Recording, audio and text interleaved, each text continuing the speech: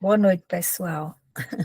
Faz um tempinho, né, que a gente não se vê, até porque teve os feriados, e aí pega na sexta-feira, que é basicamente o dia das nossas aulas, e aí não deu, né, para a gente se ver, mas vamos seguir, não é? Vamos seguir, até porque a gente está nessa trajetória, nessa maratona, vocês estão de estudando, estudando, porque de fato vão aparecer diversos concursos, e aí quanto mais a gente estuda, mais a gente fica fortalecido, né? A exemplo do concurso de esperança que saiu, tinham pessoas que passaram, que eu conheço, que vinham estudando, vinham estudando, e uma hora dá certo, né? Quem investe, uma hora dá certo, é aquele velho ditado, né? É até bíblico, quem colhe planta. Pois vamos lá. Aí eu também estou separando assim alguns conteúdos desses de conhecimentos pedagógicos que são mais recorrentes nas provas, né? Tanto de didática, como nas provas, que também são chamadas de conhecimentos pedagógicos, enfim. E hoje a gente vai falar um pouquinho sobre planejamento. A gente já discutiu tendência, a gente já discutiu a parte da BNCC, dessa questão, depois a gente volta a ver mais um pouquinho sobre currículo, e aí a gente fez uma rodada de explicação, depois a gente fez os exercícios, a gente vai seguir desse jeito. Hoje eu dou uma explicação, quando eu tiver dois conteúdos já ministrados, aí a gente vai e faz outros exercícios, tá certo? Porque assim a gente vai se fundamenta e exercício, fundamenta e exercita. Então, a gente vai ver hoje essa questão do planejamento, que é geralmente uma questão muito recorrente no concurso, mas a gente precisa sempre estar lembrando, voltar, porque uma coisa é do ponto de vista prático, né, para quem já é professor. Outra coisa é do ponto de vista teórico, quando a gente vai fazer a prova, porque as questões da forma que eles colocam, eu digo eles, os elaboradores, é bem, às vezes, até distante da realidade nossa, né? Mas é o que está lá posto como ideal. Então, vamos falar um pouquinho hoje sobre exatamente esse, o planejamento. Se eu abrir aqui, ficar mais fácil. Aí eu também organizei uns slides, porque fica mais fácil vocês vindo, em seguida eu mando para vocês,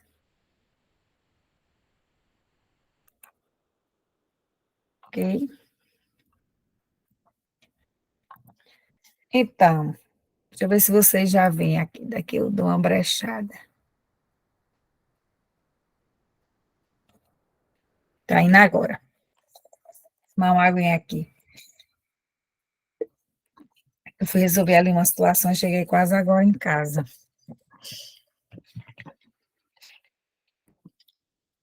Então, vamos lá. Então, o que a gente vai estar vendo hoje é o planejamento escolar, ou também conhecido como de ensino, né? Planejamento escolar ou de ensino. A gente vai ver um pouquinho da importância e o significado do planejamento, os tipos e os requisitos básicos para esse planejamento. É um slide bem objetivo para não atrapalhar o entendimento, né? Estou começando a importância do planejamento escolar.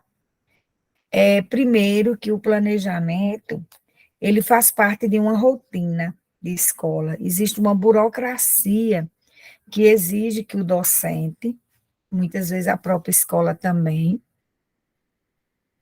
tenha esse procedimento, né, de você planejar o que você vai fazer. E visto que o planejamento é uma atividade humana, e com a educação, que é uma educação formal, escolar, sistematizada, não podia ser diferente. É necessário, para se chegar a um objetivo, se planejar. Então, a primeira coisa do planejamento é que ela é uma atividade consciente e sistematizada, que tem como centro a aprendizagem dos alunos, sob a direção desse professor, desse, digamos, mediador. E a complexidade desse trabalho não está vinculada apenas à sala de aula. está também diretamente ligada às exigências sociais e à experiência de vida dos alunos. Por quê? Porque quando você faz um planejamento escolar, um planejamento de ensino, você faz sob medida, você faz para uma determinada turma, um determinado grupo de alunos, um determinado ano letivo, um determinado tempo didático, não é? Se é no primeiro bimestre, se é no segundo, se é para uma aula, se é para 15 dias, que também a gente hoje trabalha muito as sequências didáticas, quinzenais, semanais, ou é uma rotina, né? A gente também organiza rotinas, enfim. Então, o planejamento escolar ele é extremamente necessário, é por isso que existe um corpo de coordenadores, até de supervisores escolares, que faz, digamos, esse acompanhamento junto ao professor, justamente para ver se o que foi planejado está sendo executado, porque ele direciona, né? Ele é como se fosse um guia. Então, por que que ele é importante? Porque o planejamento é um processo de racionalização, porque você racionaliza o tempo que você tem, os recursos que você vai usar, o tipo de aula que você vai dar, os exercícios que você irá fazer, também as avaliações da aprendizagem. É, na verdade, um processo que você tem que fazer, porque você tem que fazer as previsões. Então, ele organiza a coordenação do trabalho docente, articulando a atividade escolar e a problemática do contexto social. Por quê? Porque se você está inserido em uma determinada escola ou creche, e lá tem uma TV, é um recurso que está disponível, você vai poder usar. Mas se lá, por exemplo, não tem um data show, você não vai colocar num plano de aula um data show, a não ser que você leve de sua casa, peça emprestado. Então, veja que ele organiza, mas ele tem que ser racional. Ele tem que estar muito ligado ao contexto que você tem disponível, dos recursos, do tempo que você tem, do tipo de sala de aula. Porque vamos pensar que você planeja uma aula, uma oficina, ou você vai fazer uma colagem com os alunos, os cartazes, um mural. E é óbvio que você tem que prever o espaço da sala de aula. Vai dar certo aqui? É muito apertado? Vou levar esses alunos para algum lugar? Nós vamos usar tesoura? Nós vamos usar o quê? Fita adesiva, colagem, figuras. Então, veja que o planejamento, ele racionaliza. A racionalização aí diz exatamente vinculado ao que você pode fazer no tempo que você tem para aqueles alunos que você está com ele. Por exemplo, se você está com adolescentes que são muito disciplinados e você vai utilizar alguma coisa cortante, seria o ideal, já que você tem esses adolescentes que são até rebeldes, talvez não, talvez você não precisasse usar um material cortante, né? Você pode substituir essa atividade por um outro tipo de material. Por quê? Porque você pensou, você racionalizou, você sabe do problema que aqueles alunos vivenciam ou do contexto que eles vivem. Então, você evita exatamente colocá-los em risco ou colocar alguma coisa em risco, principalmente, por exemplo, num contexto que a gente está vivendo hoje, com esses ataques, né, nas escolas. Então, provavelmente você não vai, e não iria, levar nenhum objeto cortante, até uma tesoura mesmo pontiaguda, está sendo evitado nesse momento. Por quê? Porque no seu planejamento, você diz, não é o tempo. Nós estamos vivendo esse tempo de quarentena, né, com essas atenções voltadas para essas violências escolares, para esses ataques, então você não inflamar mais, trazendo alguma coisa que pudesse lembrar que está acontecendo, até para os alunos comentarem, ou mesmo eles fazerem uso. Então, é por isso que o planejamento, ele fala de um problema social, e ele é racional nesse sentido, né? Por quê? Porque ele não está distante dessas relações da escola. Os elementos do planejamento escolar, eles são muito simples. Por quê?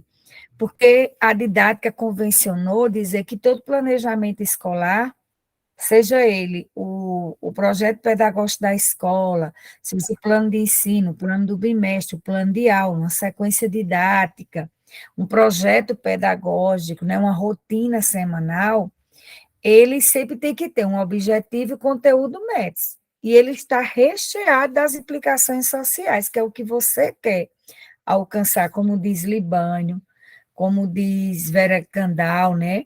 Por quê? Porque, querendo ou não, o planejamento ele tem um significado político, o significado do contexto, do tempo que se está planejando.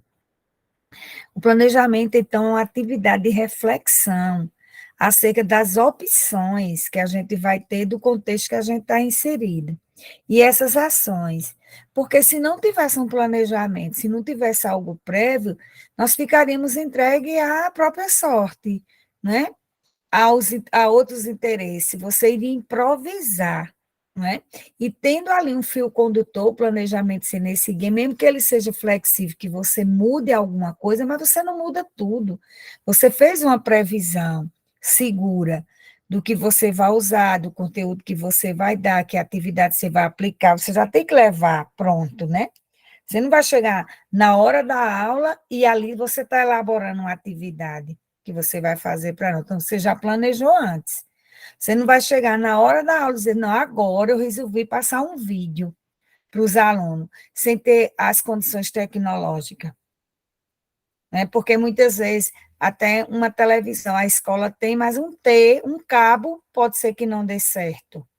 Por quê? Porque o professor ele tem que prever tudo isso, ele tem que ver se o recurso funciona e se está de acordo com o que ele quis para aquele conteúdo, para aquele objeto do conhecimento.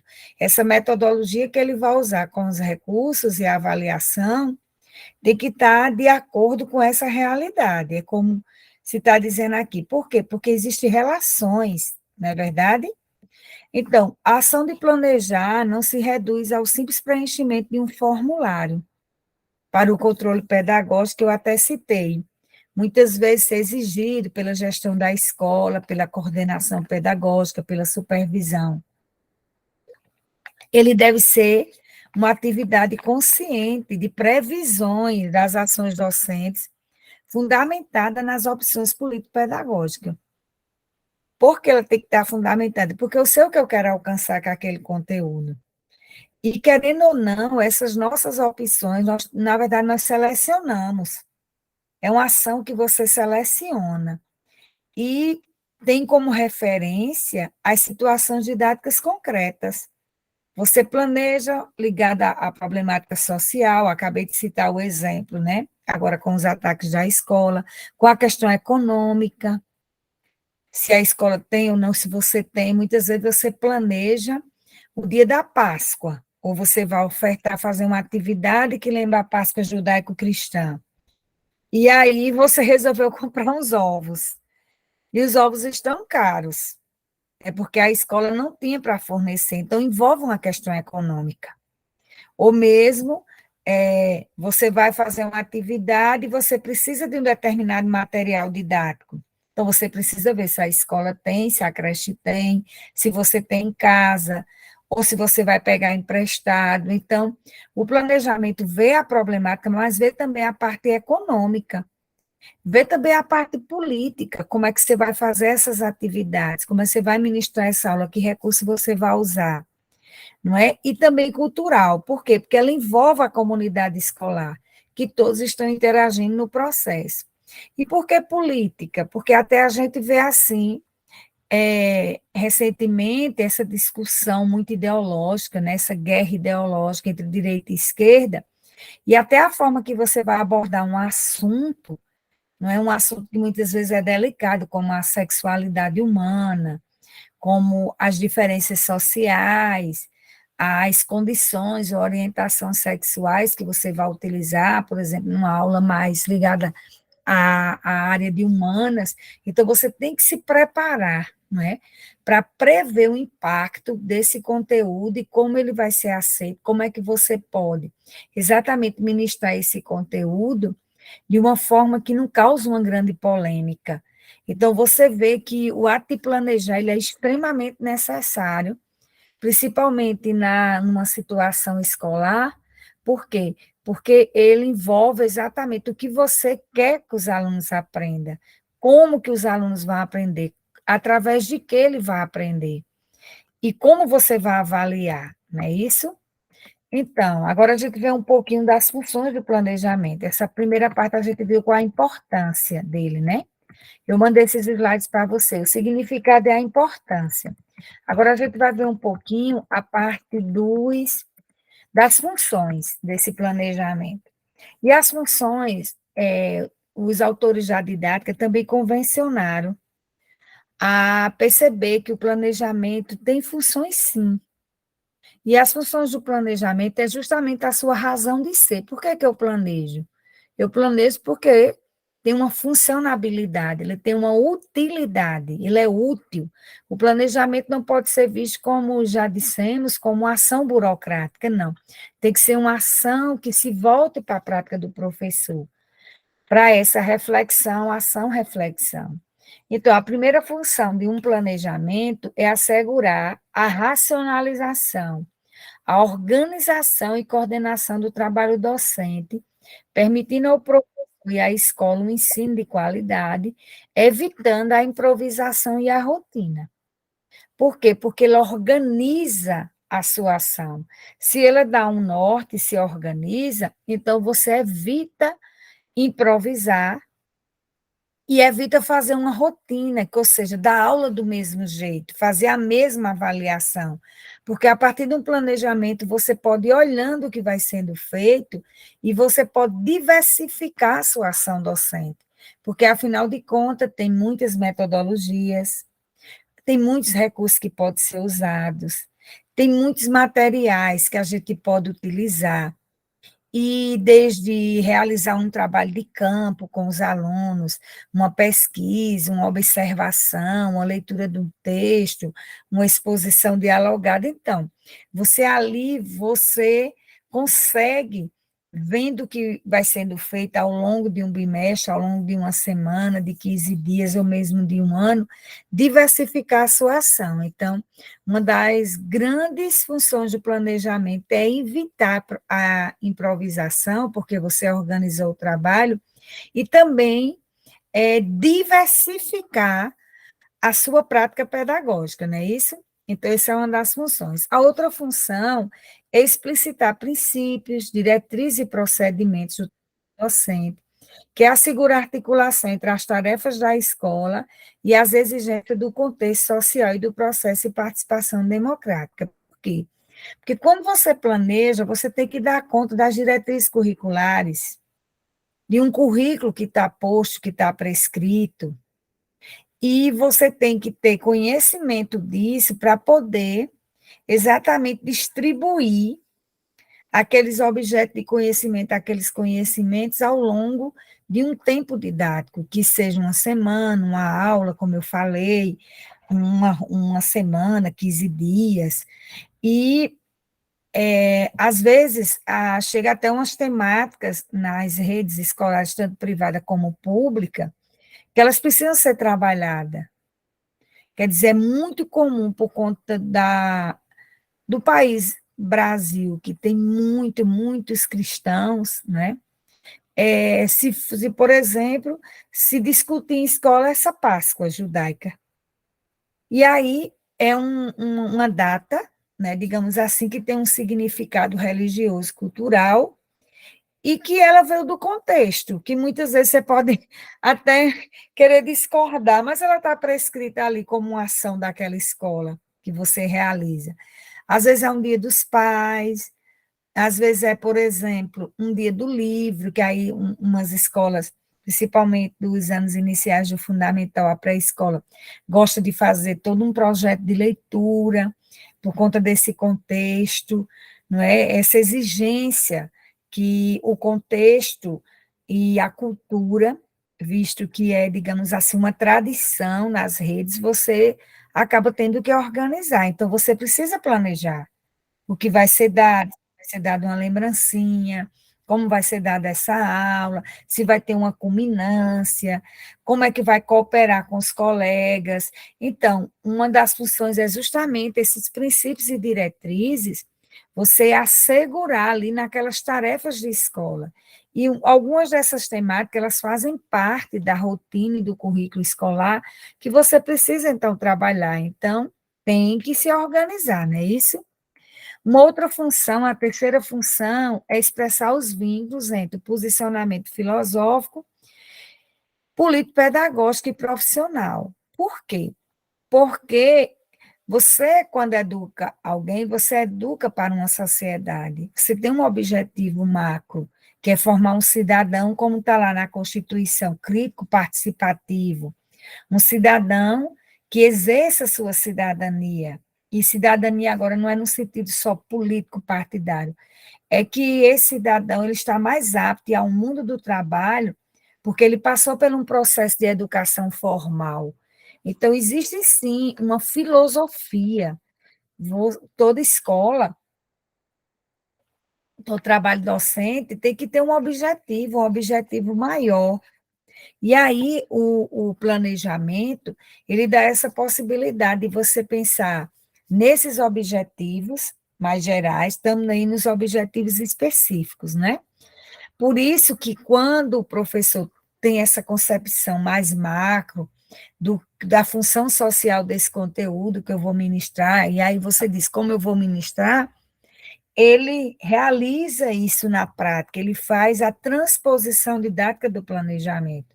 Então, existe uma função no planejamento, que é esse posicionamento mais filosófico, político, pedagógico e profissional, com o que é efetivamente realizado na sala de aula, né? Através dos objetivos, dos conteúdos, dos métodos e formas organizativas do ensino. Então, essa é uma função importante. E a quarta função é assegurar a unidade e a coerência do trabalho docente, interrelacionado aos objetivos para quem ensinar, os conteúdos, o que ensinar, os alunos a quem ensinar e os métodos e técnicas como ensinar, não é? E a avaliação, que a gente poderia até botar aqui, que é na avaliação que você observa se todo esse processo do para que ensinar, que é o objetivo geral, com o conteúdo que você ensinou, e a quem você ensinou, a partir de como você ensinou, se realmente chega ao resultado desejado ou previsto a partir da avaliação que você faz. E quando você planeja isso, você sabe exatamente quais são os objetivos que você quer com essas aulas, com esse conteúdo, com essas temáticas. Os conteúdos que vai ser na primeira aula, na segunda você vai distribuir. Como os alunos, né? Você às vezes ia levar uma dinâmica, mas eles são muito parados, aí você tem que motivar, você diz, eu tenho que escolher algo, porque eu estou ensinando para esse grupo, ou então aquele outro grupo, tem um grupo de alunos muito esperto, né, muito ativo, que se você levar, inclusive, uma dinâmica muito ativa, ali vai, até certo momento, pegar fogo e você pode perder o controle ali da situação. Então, tudo isso, quando você planeja, você está prevendo, né? Você vai fazendo as previsões. Por isso, essa unidade é a coerência. Essa função aqui entre a unidade, que é o tempo que você tem, dependendo do conteúdo, da disciplina, ou no caso de educação infantil, do campo de experiência, e você, então, você tem que ter essa coerência entre essa unidade e o seu trabalho. Se realmente é pertinente esses objetivos que você fez relacionados a esses conteúdos para esses alunos, utilizando essa metodologia, que são os métodos e as técnicas, e depois os diversos instrumentos de avaliação e as formas que você irá avaliar. Então, uma outra função do planejamento, essa é muito importante também, é atualizar, é você estar atualizando o plano. Por quê? Porque quando você tem tudo organizado ali, você não vai repetir conteúdos. você já vai numa progressão de conteúdos, porque você está atualizando. Não, já dei isso, agora vamos para ele. Ou eu dei dessa forma, dei essa parte, faltou essa. Então, a atualização é muito interessante do plano, porque ele aperfeiçoa a relação aos progressos feitos do conhecimento e a experiência cotidiana. Então, um planejamento, ele está sempre pronto a receber alterações, porque uma das funções dele é que ele é flexível. Ele não é um campo fechado, ele é um campo de previsão, ele é um fio condutor, mas você pode atualizar. O exemplo, você tinha planejado para daqui, você fez um planejamento de 15 dias de aulas, e você planejou numa determinada aula, um determinado vídeo ou filme. Depois, você foi para uma formação, ou você encontrou, ou conversou com um colega, ou mesmo fazendo suas pesquisas na internet, você encontrou um filme melhor, então você pode trocar. Então, veja que o plano, ele dá essa possibilidade de, como um guia, ali, como um fio condutor, como um mapa, né, que você poder alterar parte dele, não é? Ou mesmo acrescentar, ou mesmo retirar alguma coisa. Não, ia dar essa aula, mas não vai ter tempo, porque vai ter o dia de feriado, eu tinha previsto tantas aulas, eu nem sabia que iam ser decretadas, eu estou numa escola pública, um facultativo, o feriado era só no dia 21 de abril, dia de Tiradentes, mas na quinta-feira a escola resolveu passar por um reparo, consertar umas goteiras, não é? E aí não vai ter aula.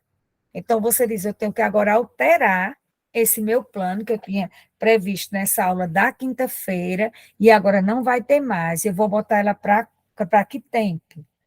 Então, às vezes, uma relação de conteúdo que você tinha planejado para dar no primeiro bimestre, e aí você concluiu mais rápido. Então, você pode já acrescentar coisas que estavam previstas para o segundo bimestre, ou mesmo o contrário. Você tinha feito uma previsão de conteúdos e algumas ações didáticas e pedagógicas, e, de repente, não deu tempo. O tempo didático foi alterado, ou apareceram outras coisas que a escola, que são chamadas das atividades ocasionais, porque tem atividades em escolas que nós chamamos de permanentes, mas tem atividades que são ocasionais, que ocorrem agora. Então, como ela é ocasional, ela alterou o seu plano, então você pode atualizar. A função do planejamento é que ele pode passar também por essas atualizações. Então, a gente já vai vendo aqui, ó, você vê, né? Todas essas funções vai facilitando.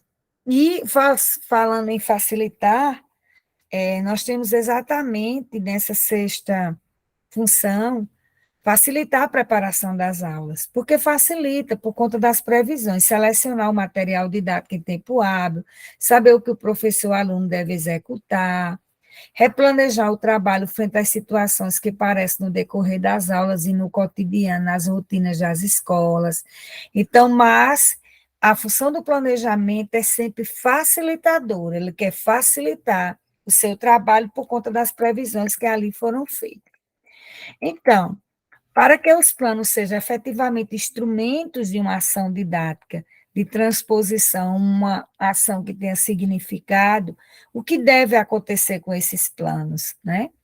O plano, ele é um guia de orientação, ele apresenta uma ordem sequencial, existe uma sequência, ele tem que ser objetivo, ele tem que ter coerência e ele tem que apresentar flexibilidade, como eu até falei. Então, a importância de um plano escrito, de algo que está no papel, que é algo que está digitado, é tanto que muitas escolas têm planos tão bem elaborados que quando você abre, você sabe qual é a prática daquele professor.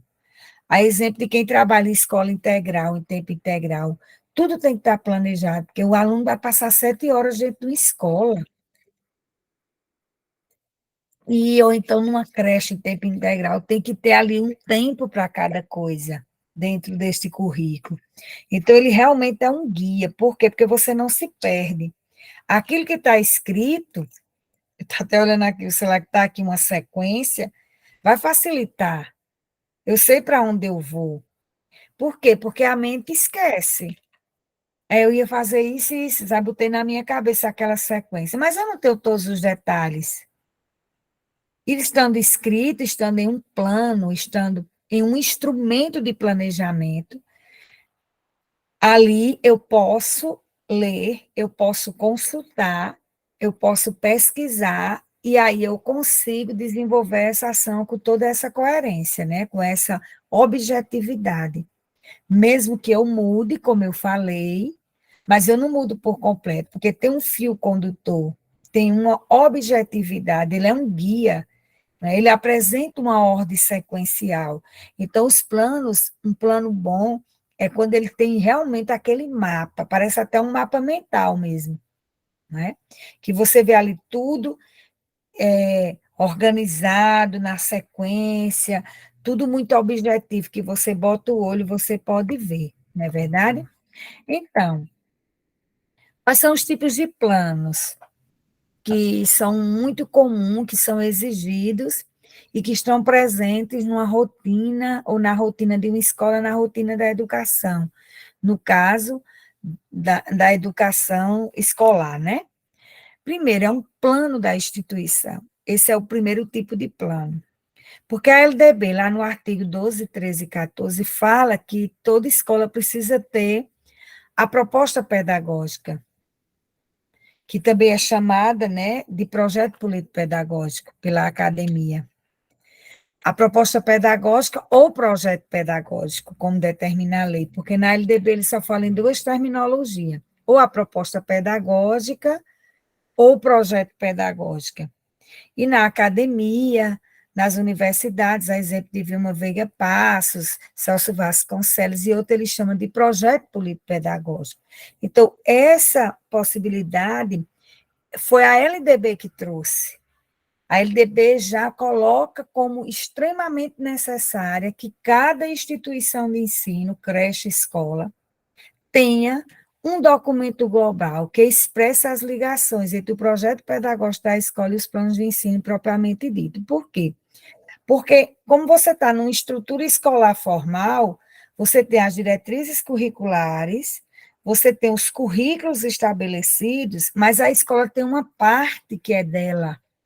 Ela tem uma parte que é local, que vai complementar essa parte comum, como eu expliquei para vocês lá quando a gente estava estudando a BNCC, né? Então, o plano da instituição, ele é extremamente importante e ele é o que é global, ele ali é o que é o macro daquela instituição, que ele é realizado para 2 anos, de ano a ano você pode mexer, mas ele também é um plano que ali ele vai direcionar algumas ações para os professores, para os planos dos professores.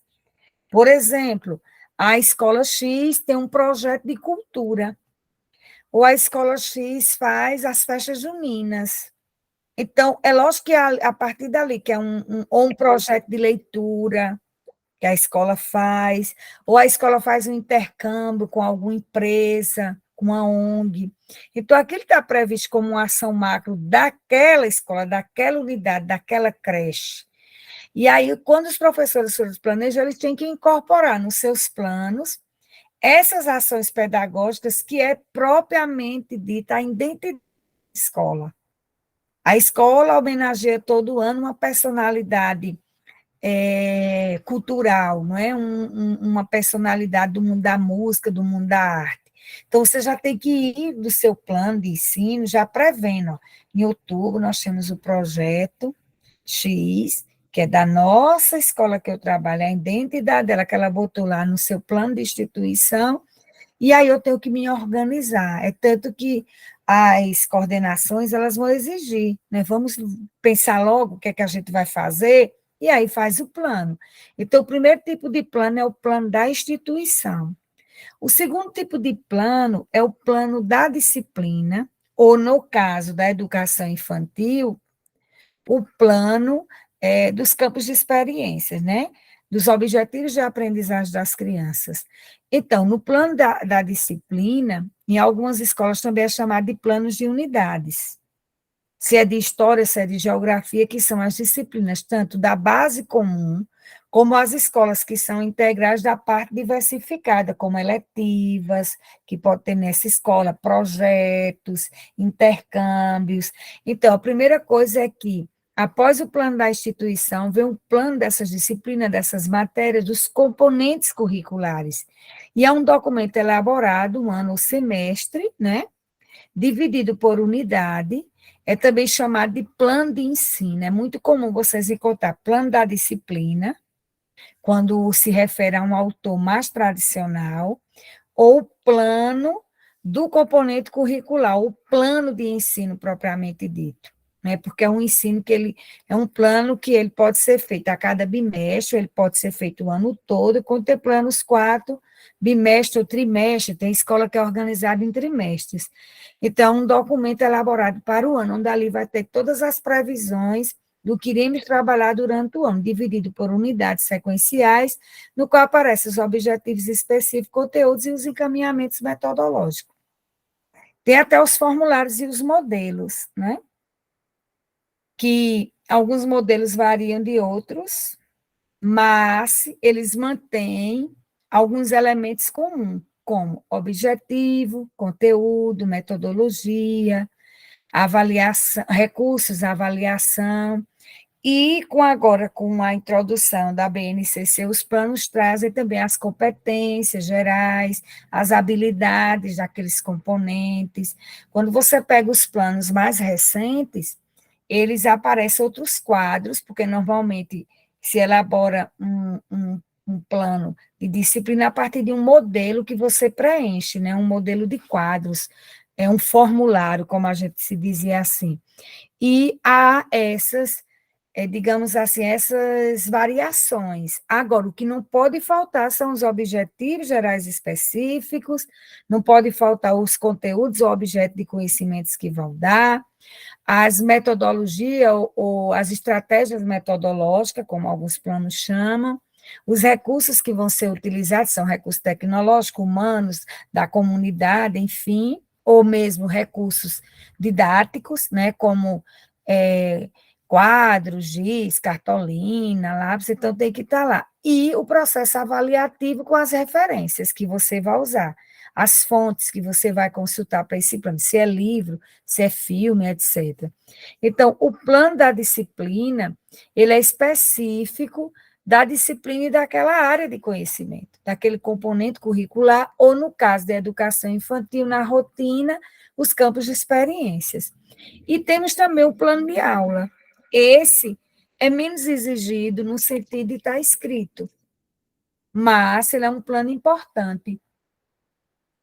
Por quê? Porque é a previsão do desenvolvimento do conteúdo para uma aula, um conjunto de aulas e tem um caráter específico.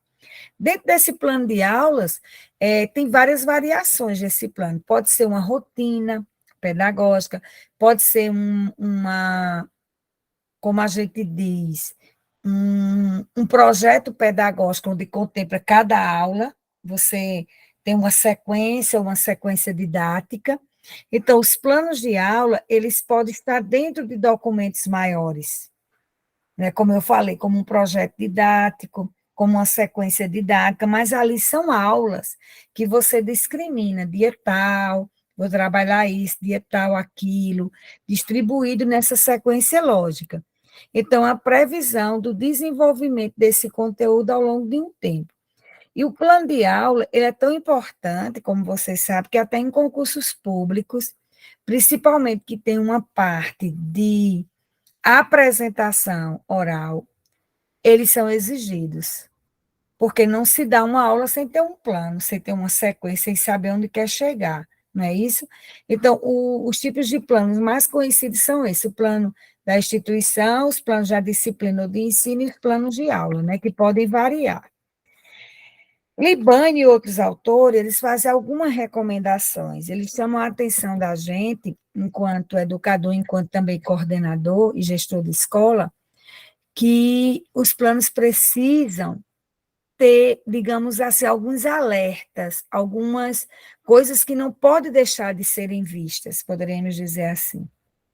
E aí essas recomendações, ele diz, os planos precisam estar vinculados à prática, por isso muitas vezes precisam ser revistos e refeitos, porque ele se volta para uma determinada realidade, né? O plano não é uma coisa ideal, ele tem que ser colocado na prática. Porque se só fazer um plano para entregar não tem sentido, você vai fazer um plano para entregar uma burocracia, não, você faz um plano que você leva um tempo ali pesquisando, organizando, arrumando, elaborando os exercícios, selecionando os materiais que você vai usar para você praticar. Então, a recomendação que eles dão é não crie planos ilusórios, que os planos têm que estar realmente vinculados a uma prática, ele tem que ser seu guia enquanto professor. Ele tem que, de fato, lhe ajudar a fazer uma transposição didática muito melhor. Outra recomendação que eles sempre falam, e Libane também fala isso, é que o professor precisa ir criando e recriando sua própria didática, enriquecendo sua prática profissional e ganhando mais segurança. Ou seja, um plano é para você diversificar, é para você ver o que já foi feito e fazer alterações daqui para frente. Porque se você vai dar uma aula sempre do mesmo jeito, usando o mesmo recurso, aí você faz um planejamento que serve para todas as turmas, para um tempo indeterminado, isso não existe.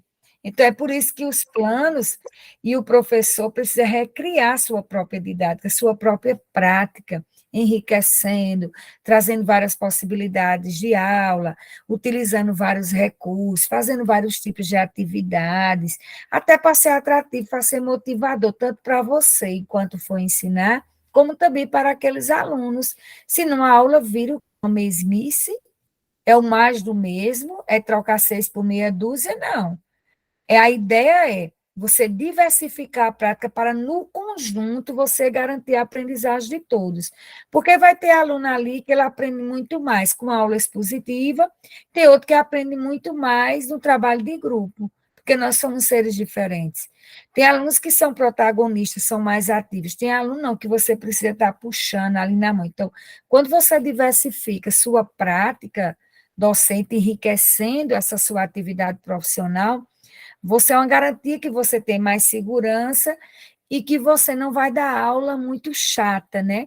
Uma aula muito ligada assim a repetições. Até porque, dependendo da metodologia e da natureza do conteúdo, se for um conteúdo factual, aí muitas vezes precisa mais de memorização. O ideal é você explicar mais, se esforçar mais numa demonstração. Mas se for um conteúdo, por exemplo, atitudinal, o negócio é fazer ou procedimental, que eu vou montar uma maquete, não sei o quê. Então, ali já é uma outra natureza de conteúdo que obedece a uma outra perspectiva de aprendizagem, que também é importante na formação desse aluno como um todo. Então, por isso que você ganha muita segurança quando você cria e recria, você está sempre observando seu plano e você está sempre ali vendo a coerência e a diversificação. Outra recomendação é que o planejamento deve ser encarado como uma oportunidade de reflexão e avaliação de sua prática. E a cada ano você faz novos planos, você revê planos passados. Então, ele é uma oportunidade de estudo, ele é uma oportunidade de pesquisa, porque quando você está elaborando, você vai buscar material, você vai escolher recursos, você vai ver as temáticas como serão melhor distribuídas, então isso faz com que, forçadamente, inerente ao próprio processo, você estude, você se aprofunda, você se torna um pesquisador quando você está elaborando esse plano, ou seja, ele tem uma atividade importante que é essa reflexão e avaliação da sua prática.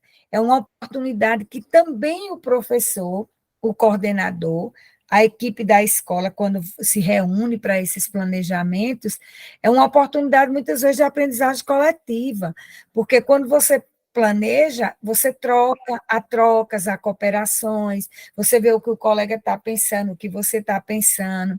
Então, ela é uma oportunidade muito dessa avaliação da prática, né? E também, tanto o Libane como outros, eu estou pegando muito Libane porque é o que eles muito colocam nos concursos, né, dessas bancas mais que atuam aqui na nossa região.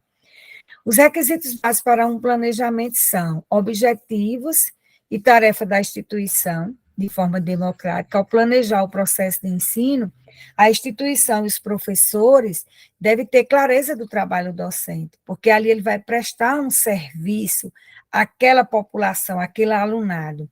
Saber dos conteúdos responde, não é, uma exigência profissional, política e cultural posta por uma sociedade, porque você vai formar cidadão para essa sociedade.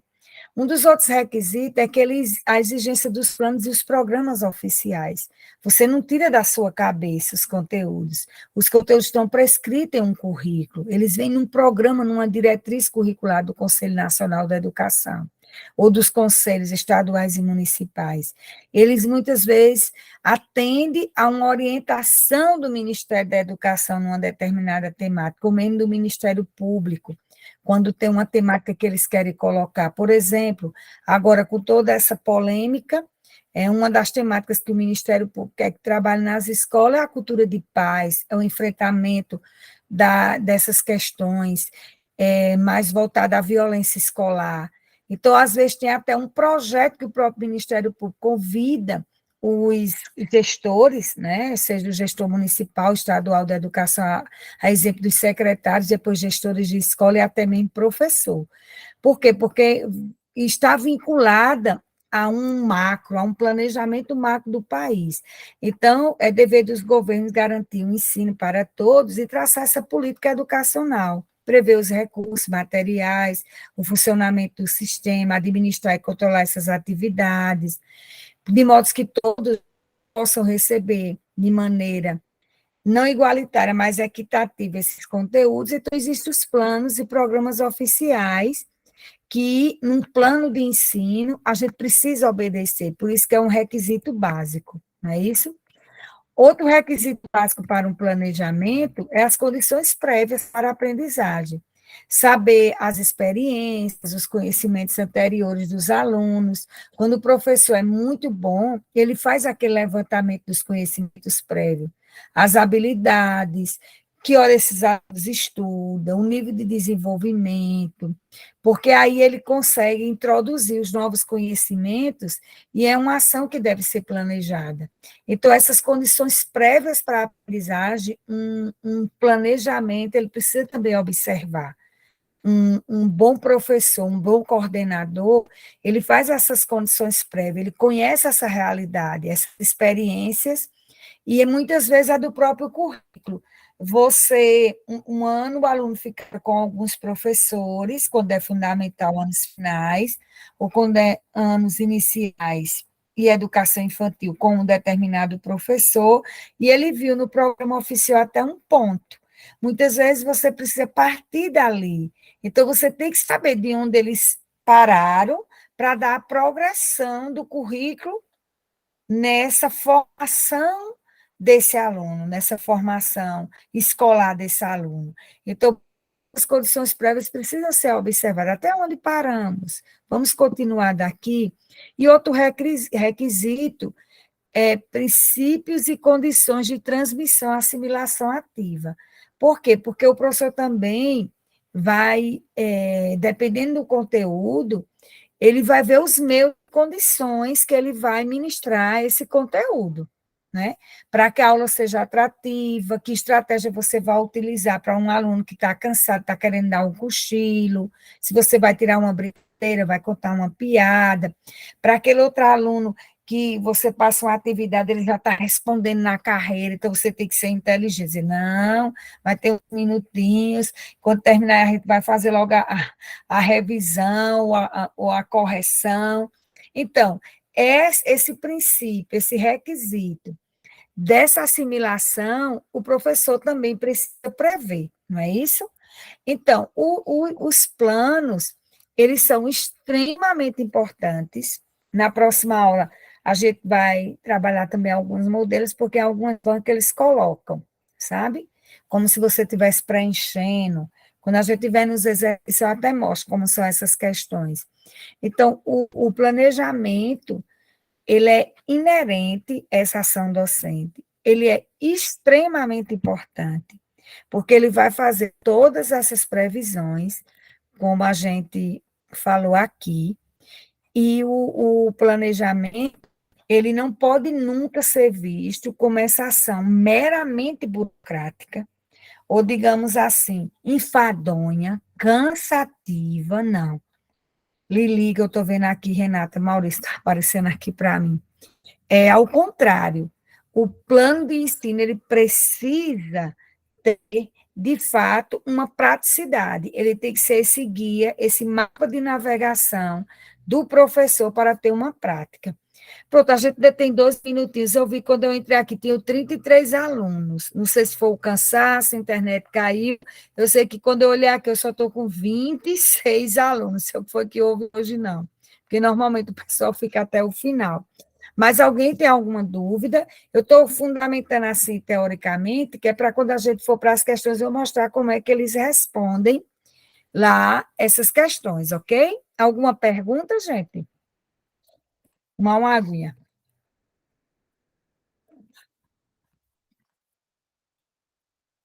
Nada?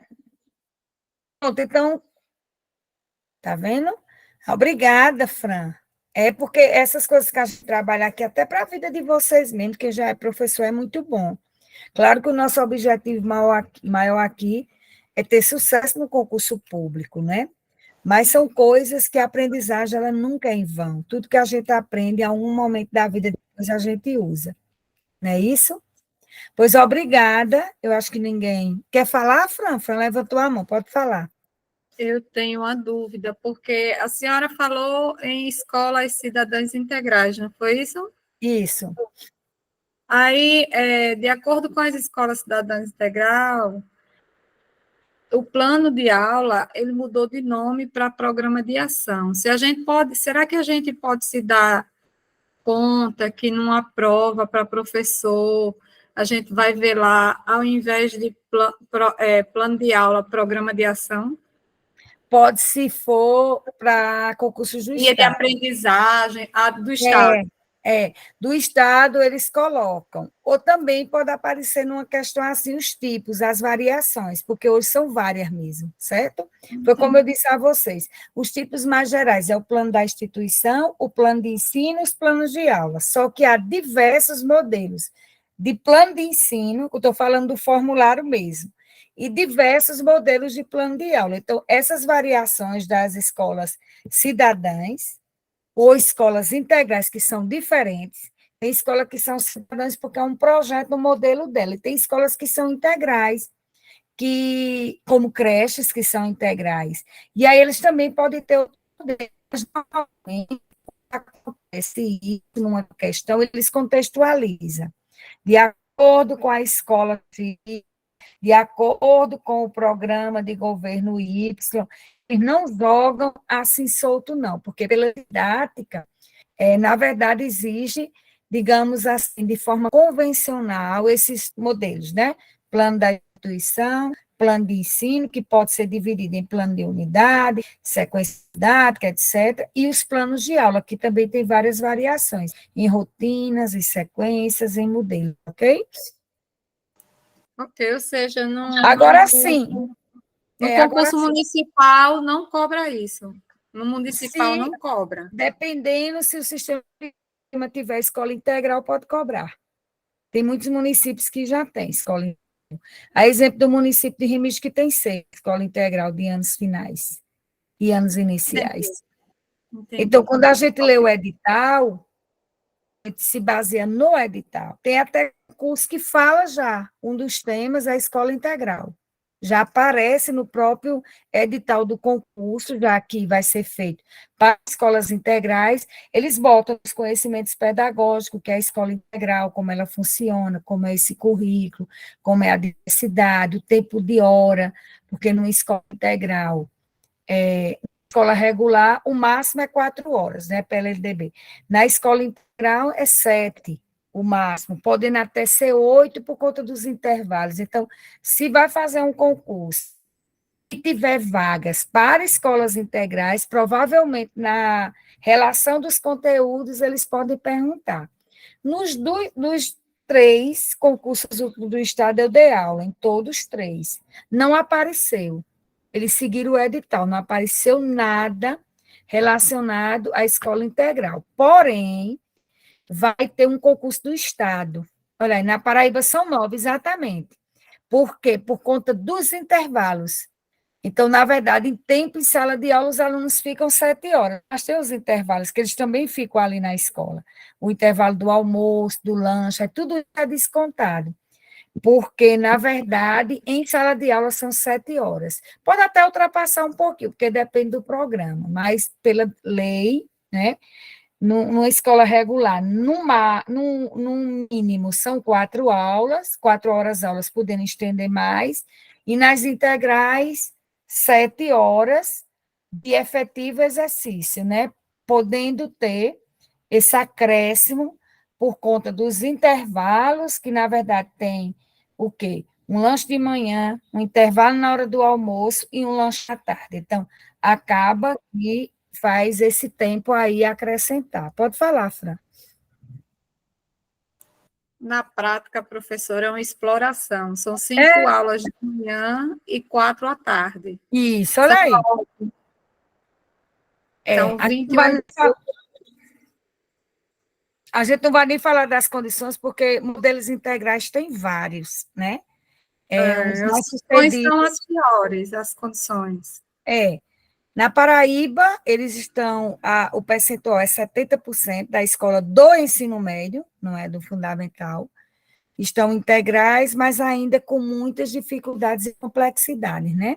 Os melhores modelos a nível de Brasil têm sido Ceará, Pernambuco e Rio Grande do Sul.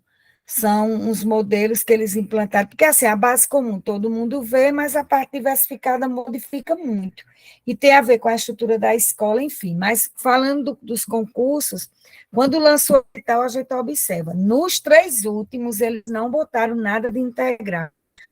Eu, particularmente, achei um absurdo, porque aqueles professores que estavam fazendo aquele concurso ali poderiam ir para uma escola integral, e não exigia nada no edital do concurso de uma escola integral. Eu acho que dessa vez, dependendo da banca, e às vezes do acordo que a Secretaria de Estado fizer, eles podem acrescentar assim, nos municípios que têm escola integral dos últimos concursos, eles de vez em quando botam nos conhecimentos pedagógicos referente ao funcionamento, os modelos de escola integral, entende? Vamos aguardar o edital, porque fica mais claro, né? Porque quando a gente estuda para um concurso X, a gente observa o edital. Olha, isso mesmo. Mais alguma questão?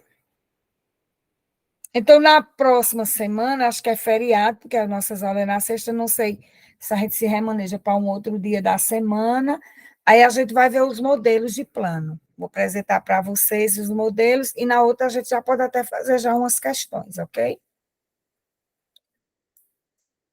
Então, para os 23 restantes, comigo, 22, então, obrigado pela atenção e até a próxima aula, não é isso? Durmam bem, se cuide, a virose está muito grande, eu tive suspeita até de pneumonia. Fiquei muito doente, tem uma colega minha entubada, internada, com pneumonia, de uma virose que a saturação dela está